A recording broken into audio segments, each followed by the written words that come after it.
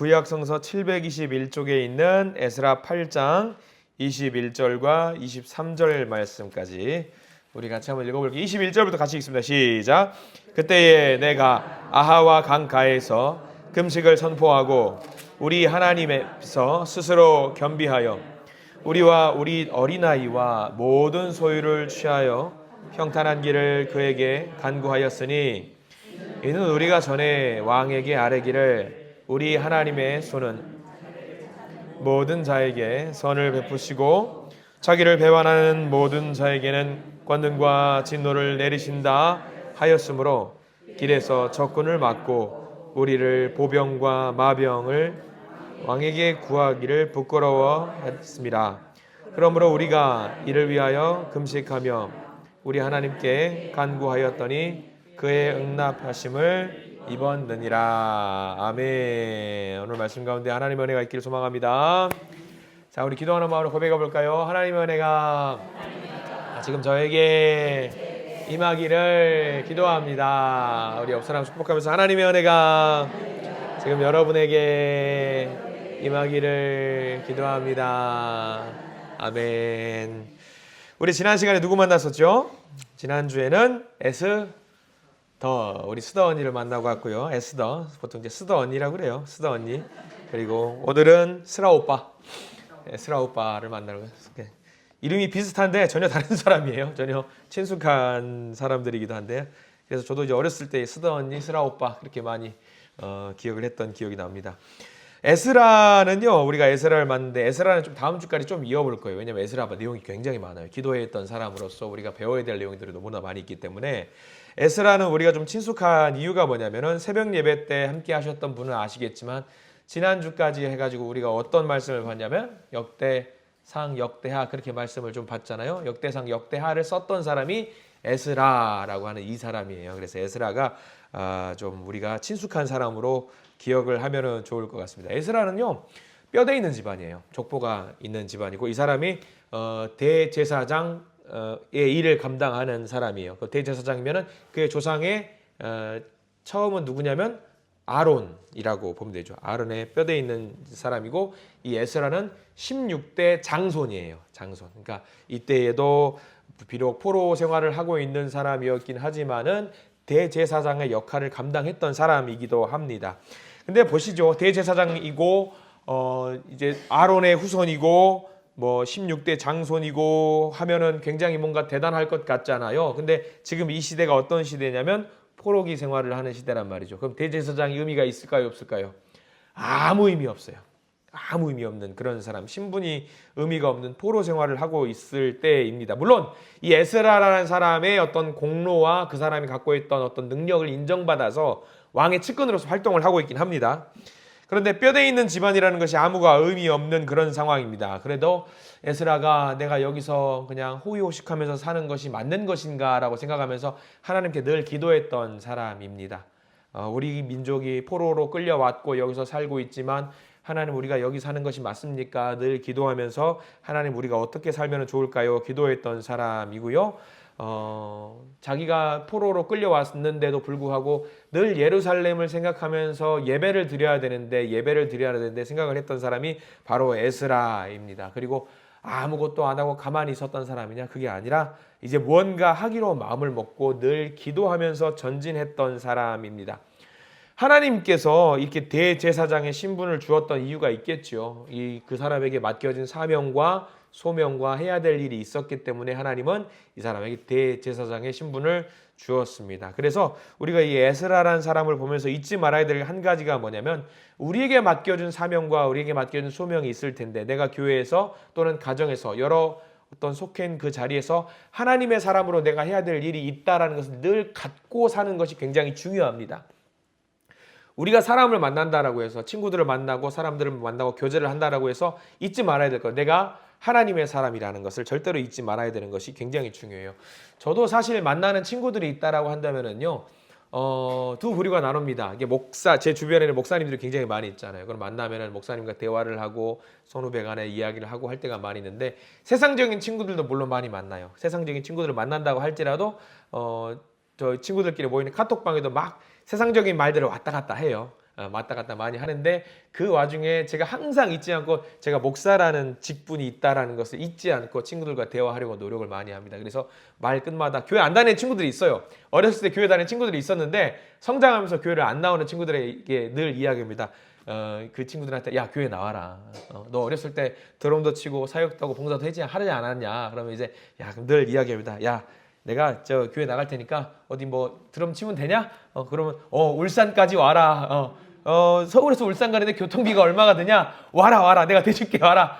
됐다 그렇게 늘 이야기하는 것들이 있거든요. 그러니까 우리들이 신앙생활하면서 여기 계신 분들 다들 어떤 믿음의 직분들이 있는 분들이세요. 집사하고 권사하고 다들 성도고 그런 직분이 있는 분들인데 우리가 잊지 말아야 될 것. 에스라가 했던 것처럼 내가 포로로 끌려온 곳에서 왕의 측근으로서의 일을 하고 있다라고 할지라도 내가 하나님의 사람이라는 것을 우리가 절대 잊지 말아야 된다는 걸 굉장히 중요하다는 것을 우리가 잘 기억하기를 간절히 소망합니다. 그래서 에스라가 그 사명감을 가지고 무엇을 했는지를 우리가 오늘 잘 봐야 되는데 오늘 성경 말씀 보면 에스라가 뭘 했는지 23절 말씀 보면 나와 있어요. 에스라 8장 23절 우리 같이 한번 읽어볼까요? 23절 말씀 읽습니다. 그러므로 우리가 이를 위하여 금식하며 우리 하나님께 간구하였더니 그의 응답하심을 입었느니라 라고 나와 있습니다. 에스라가 뭐 했어요? 나는 여기서 포로 생활로서 공무원 생활을 하고 있지만 내가 대제사장인데 예배를 제일 앞에서 주관해야 되는 사람인데 공무원의 생활을 하고 가만히 있으면 되겠느냐? 아니라는 거죠. 그러면서 기도했어요. 하나님 제가 무엇을 해야 될까요? 라고 기도를 했다라는 거죠. 근데 그 기도의 끝에 무엇을 얻어냈다? 왕으로 하여금 바라고 소망하는 것을 얻어냈다라고 응낙하심을 입었다라고 나와 있습니다. 끊임없이 기도하고 끊임없이 간구했더니 자기가 원하는 것을 하나님이 이루어 주시더라라는 것이 나와 있어요. 그리고 이게 언제부터 계속 기도했냐면 이때 내가 해야지 결심하고 이 순간부터 기도해야지가 아니에요. 에스라는 특징이 뭐였냐면 그 온 민족과 같이 한 마음이 되어서 한 자리에서 같이 기도했다라는 내용이 21절에 나와 있습니다. 우리가 읽었던 본문이에요. 21절 이렇게 나와 있죠. 읽어볼까요? 그때 내가 아하와 강가에서 금식을 선포하고 우리 하나님 앞에서 스스로 겸비하여 우리와 우리 어린아이와 모든 소유를 위하여 평탄한 길을 그에게 간구하였으니. 이스라엘 백성들은 특징이 있습니다. 기도할 때 어디서 기도를 하느냐? 보통 두 곳에서 기도를 할 때가 있어요. 첫 번째는 어떤 상징물이 될 만한 나무 아래에서 기도를 할 때가 많이 있었고요. 또 하나는 뭐냐면 강가에서 기도할 때가 많이 있었습니다. 그래서 이 강가에서 남녀노소 막론할 것 없이 있는 그 자리에서 우리가 기도하자. 무엇을 위해서 기도할까요? 우리가 예루살렘으로 돌아가서 하나님 앞에 예배를 드려야 될 것이 아닌가 하면서 사람들과 함께 기도를 하자라고 이야기를 했어요. 비록 상황이 어려웠을 겁니다. 마음대로 가서 포로의 신분이었기 때문에 나가서 기도하는 것이 어려웠을 것이고 하나님께 찬양하는 것이 어려웠겠지만 그들의 마음속에 나는 이런 사람이다라는 것을 잊지 않고 기도를 했다라는 것이 굉장히 중요합니다. 그렇게 해서 에스라가 이렇게 모두 함께 기도를 했더니 결국 왕에게 승낙을 얻어냈어요. 그래, 왕이 말합니다. 그래, 고국으로 돌아가라. 가서 예배를 드려라. 성전을 쌓고 예배를 드려라 해서 승낙을 받았습니다. 기도에서 하나님께 얻은 소중한 결과예요. 자, 근데 여러분들이 만약에 에스라의 신분으로 왕에게 허락을 받았어요. 페르시아와 이게 점령국이었던 페르시아와 예루살렘 성과의 거리가 무려 몇 킬로냐면 1600km예요. 차로 운전해도 하루 왼쪽 24시간 운전을 해야지 갈까 말까 하는 그런 거리입니다. 자, 그럼 그 길을 걸어가야 돼요. 걸어가려면은 얼마나 힘들까요? 굉장히 힘든 길을 걸어야 됩니다. 문제가 생겼습니다. 우리가 앞으로 좀 가야 되는데 8장 15절 말씀에 이제 슬슬 준비를 해요. 에스라가 하나님의 성전 돌아가서 예배를 드려야 되는데 예배를 드리기 위해서 제일 필요한 게 뭐가 있을까요?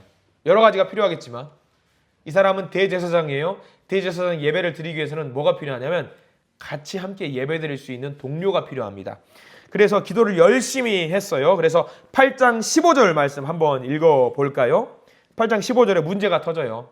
8장 15절 시작. 내가 무리를 아하와로 흐르는 강가에 모으고 거기에 3일 동안 장막에 머물며 백성과 제사장들을 살핀즉 그 중에 레위 자손이 한 사람도 없는지라. 문제가 생겼어요. 예배를 드려야 되는데 누가 없어요. 예배를 같이 드려줄 동역자가 한 명도 없는 거예요. 그러니까 일반적인 사람들 함께 모여서 우리 대제사장이시여 우리 고국에 가서 예배 드려야 되지 않겠습니까? 라고 하는 사람들이 많이 모였는데 중간에서 예배를 집례하는 걸 도와줘야 될 사람들이 레위 지파인데 레위 지파가 한 명도 모이지 않은 거예요. 그러니까 돌아가봤자 의미가 없는 거예요. 예배를 드릴 수가 없는 거죠. 그래서 기도를 하죠. 이 사람들 역시 모여서 강가에 모여서 같이 기도합니다. 포기하지 않습니다. 자, 18절 여기는 반드시 밑줄을 그어야 되는데 어떻게 기도했느냐? 18절 말씀을 보면은 뭘 기대하면서 기도했는지가 나옵니다. 18절 시작. 우리 하나님의 선한 손에 도우심을 입고 그들이 이스라엘의 손자 레위의 아들 말리의 자손 중에서 한 명철한 사람을 데려오고 또 세레비아와 그의 아들들과 형제 18명과 이렇게 나옵니다. 여기까지만 보시죠. 거기 밑줄 그어야 될 것. 우리 하나님의 선한 손에 도우심을 입고라고 나와 있어요. 기도했더니 레위 지파가 한 명도 없었는데 함께 기도했더니 어딘가에서 레위 지파 사람들이 스물스물 나와요. 그러면서 같이 기도하는 가운데 있어서 에스라가 말을 하는 거죠. 우리가 고국으로 돌아가야 되는데 레위 사람들이 필요하다. 당신은 어느 지파 소속이냐? 물어봤더니 어느 지파 소속이에요? 레위 지파 소속인 거죠. 한 단계를 또 넘어가요. 야, 이제 고국으로 돌아가야 돼. 1번 왕에게 허락을 받아야 되는데 우리가 금식하며 기도했더니 하나님이 이루어 주셨어요. 돌아가라 허락 받았어요.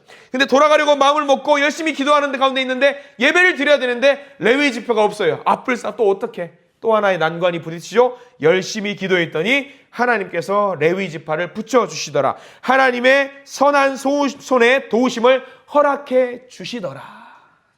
기도하니까 이루어 주시더라 라는 거죠. 알게 되는 겁니다. 에스라도 열심히 기도하니까 하나님이 이루어 주시는 거라. 아, 그렇구나. 기도만이 살 길이구나. 기도만이 살 길이구나를 체험하게 된 거죠. 아마 이런 과정들이 저와 여러분들에게도 펼쳐지기를 간절히 소망합니다. 우리가 열심히 기도할 때 하나님의 선한 손의 도우심이 우리를 만져주시기를 간절히 소망합니다. 자, 왕도 설득했어요. 레위인도 이제 모았어요. 많이 모으지 않았어요. 많이 모으지 아니 200명인가 정도밖에 모으지 않았어요. 만반의 준비가 됐어요. 이제 고국으로 돌아가면 됩니다. 근데 돌아가야 될 거리가 몇 킬로라고요? 1600킬로. 남녀노소를 모았더니 몇 명을 모았냐면 대략 성경에는 6천에서 7천 명을 모았어요. 어린아이도 있고요. 노인도 있어요. 그 어린아이와 노인들과 젊은 사람들을 모두를 모아놓고 6천 명에서 7천 명을 모아놓고 1600km를 걸어가야 됩니다. 아, 그러면은 그냥 아스팔트 길 쫙 깔려 있으면 그냥 걸어만 가면 되잖아요. 근데 이때 아스팔트 길이 있어요, 없어요? 없어요. 산도 넘어야 되고 광야도 지나가야 되고 강도 건너야 되고 난리입니다. 그 가는 가운데 뭐가 있었을까요? 우리는 흔히 상상할 수 있죠. 그 가는 길에 반드시 있었을 사람들이 있었겠는데 누구냐면 도적대들과 강도들도 있었을 겁니다. 근데 여기서 에스라의 믿음이 굉장히 중요하다라는 것이 나옵니다. 그러면 여기서 에스라는 우리가 힌트예요. 왕의 어떤 사람이냐면 왕 옆에서 왕에게 직언을 할 수 있는 측근이에요. 그러면 여러분들이 에스라예요. 그럼 왕한테 가서 허락도 받았겠다, 사람도 모았겠다. 그럼 뭘 부탁할 것 같아요? 도적대를 물찌를 수 있는 군대들을 좀 붙여주시면 얼마나 좋을까 할 수 있잖아요. 에스라가 그랬을까 안 했을까? 안 했어요. 왜 안 했을까? 이게 굉장히 중요한 본문이 하나 나오는데 저는 이거를 좋은 예쁜 말로 하면 영적인 자존심, 조금 이제 제식으로 표현하면은 영적인 깡다구가 있었어요. 영적인 깡다구. 어떤 깡이냐면 하나님의 선한 도우심이 지금까지 이런 기도들을 이루어 주셨던 것처럼 우리가 거기까지 가는 것도 하나님이 지켜주실 것이라는 믿음의 깡이 있었어요. 자, 그게 어디 나오는지 한번 볼까요? 22절 말씀. 우리가 읽은 본문인데 좀 길어요. 이 내용을 천천히 읽어볼게요. 무슨 내용인지 잘 보셔야 돼요. 22절 말씀. 믿음의 깡이기도 하고 약간 부끄러운 내용이기도 합니다. 22절 에스라 8장 22절 시작. 이는 우리가 전에 왕에게 아뢰기를 우리 하나님의 손은 자기를 찾는 모든 자에게 선을 베푸시고 자기를 배반하는 모든 자에게는 권능과 진노를 내리신다 하였으므로 길에서 적군을 막고 우리를 볼 보병과 마병을 왕에게 구하기를 부끄러워하였습니다. 이게 무슨 말 같아요? 왕한테 처음에 에스라가 왕이시여 우리가 가서 예배를 드릴 겁니다. 갈 수 있겠어? 가야 합니다. 거기 뭐 도적대도 있고 사람도 모았어? 갈 수 있겠어? 갈 수 있습니다. 하나님의 손은 기도하는 자에게, 예배를 원하는 자에게 하나님은 도우셔서 안전하게 갈 수 있도록 만드실 겁니다 라고 선언을 했어요.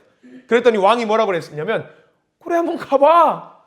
그러면 그렇게 말했던 에스라에게 깡이 생겼잖아요. 자존심이 생겼잖아요. 그러면 지금 가려고 보니까 무서운 거예요. 단언을 했는데, 야 이거 아닌데 다시 한번 왕에게 부탁을 해볼까 생각을 하니까 지금 뭐라고 나오냐면 부끄러워하였습니다. 못 가겠는 거예요. 왜? 내가 한 말이 있는데 어떻게 감히 갈까? 그래서 그때부터 또 뭐 했을까? 에스라는 뭐 했을 것 같아요? 기도했어요. 그때부터. 하나님 도와주세요. 내가 이렇게 자존심을 부려가면서 하나님께서 선한 도우심으로 도우실 거라고 약속을 제가 하나님께 받고 간다라고 했으니까, 이만큼 상황 만들어 주셨으면 하나님이 지켜주시지 않으면 이 아무것도 될 수가 없어요. 하나님이 도와주셔야 돼요. 믿을 것은 하나님뿐이에요 라고 지금 에스라는 하나님께 투정 아닌 투정을 부리고 있는 거예요. 하나님은 그런 투정을 받아주셨을까요? 안 받아주셨을까요? 하나님은 다 받아주셨어요. 그래서 다 건너뛰고 에스라 8장 31절 제목만 보시죠. 제목만. 8장 31절 말씀에 뭐라고 나와 있어요? 에스라가 예루살렘으로 돌아오다. 중간 과정은 다 생략했습니다. 물론 중간 과정은 뭐 생략한 이유가 있었겠지만 중요한 것은 적들을 안 만났을까요? 우리는 상상을 해봐요. 도적들을 안 만났을까요? 여러 상황들을 곤경을 처하지 않았을까요? 아마 여러 상황들이 있었을 겁니다. 그러나 우리는 알 수 있어요. 에스라가 이만치 기도해서 이만큼 얻어냈다라고 한다면은 예루살렘까지 가는 그 길 과정 가운데 힘든 일이 있었겠지만 누가 도와주셨겠어요? 하나님이 도와주셨을 것이라는 것을 우리는 의심할 필요가 없는 거죠. 하나님이 역사하신 거예요. 이게 하나님의 에스라의 기도를 들어주셨던 놀라운 역사하심입니다. 이 모든 일이 무엇으로 가능하게 되었느냐? 명심하시기 바랍니다. 기도로 이 모든 일이 가능하게 되었다는 사실을 우리가 명심했으면 좋겠습니다. 예배를 사모하고 예배를 드리고 싶어하는 사람에게는요, 하나님의 선한 도우심이 반드시 임한다라는 사실을 오늘 말씀을 통해서 잘 기억하기를 간절히 소망합니다. 하나님의 선한 도우심이 기도하기를 원해서 여기 모인 모든 분들의 머리 위에 안수하시고 그 일이 되게 만들어주시는 하나님의 놀라운 역사하심이 여기에 있기를 간절히 축원합니다. 열심히 기도하시고요, 여전히 우리를 돕고 계신다라는 사실을 명심하시고 믿음의 경주를 해나가시기를 간절히 소망합니다. 기도하겠습니다. 주님 감사합니다. 하나님께 기도하면 하나님의 선한 손이 우리를 도우시고 인도하신다라는 그 사실을 오늘 말씀을 통해서 다시 한번 깨닫게 됩니다. 내가 바라는 소망이 내가 바라는 대로 되지 않았다고 절망하는 일이 없게 해 주시옵소서. 내가 바라는 소망이 내 원대로 되었다고 흥에 겨워하는 일도 없게 해 주시옵소서. 다만 우리는 주님의 뜻이 우리에게 이루어지기를 소망한다라는 마음으로 기도하고 하나님의 역사하심을 기대하면서 앞으로 나아갈 수 있게 해달라고 기도하는 우리 모두가 되게 해 주시옵소서. 오늘 기도합니다. 하나님의 선한 손으로 역사하실 하나님을 기대하며 예수님의 이름으로 간절히 기도드립니다. 아멘.